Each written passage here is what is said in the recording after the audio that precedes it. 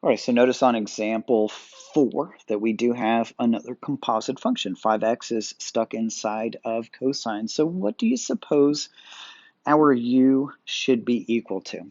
Well, it shouldn't be just cosine of 5x. Why is that? So if it was cosine of 5x,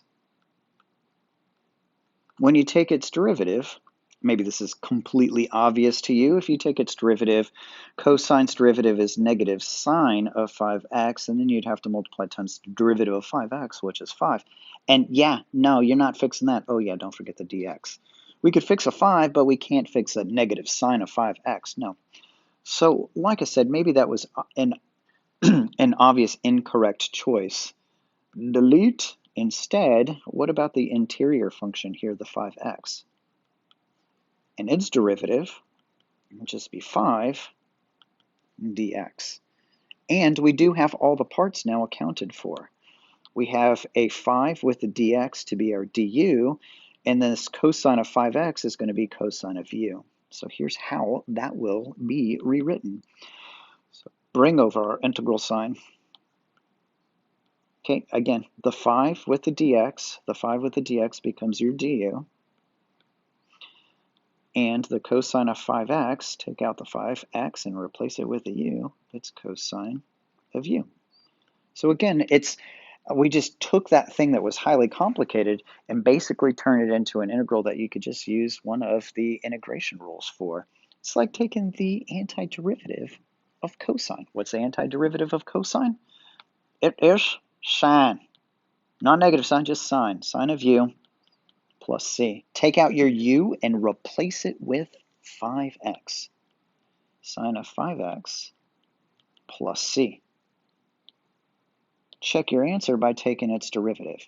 Well, hey, what's the derivative of the sine of something? It's the cosine of that same something, and since you have a composite function, you'll also have to multiply it times the derivative of 5x, which is 5.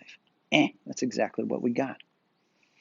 Let's look at another example 5. We have an exponential function, and not only that, we have, oh, it's just 5x again, whatever. So we got a 5x stuck inside of the e to the x function, composite function, that requires substitution. Our u here should be the 5x, which is the interior function of e to the 5x. Take its derivative, du is going to be equal to 5 dx, just like it was for the previous exercise, but notice that I'm missing a 5. How do I fix that?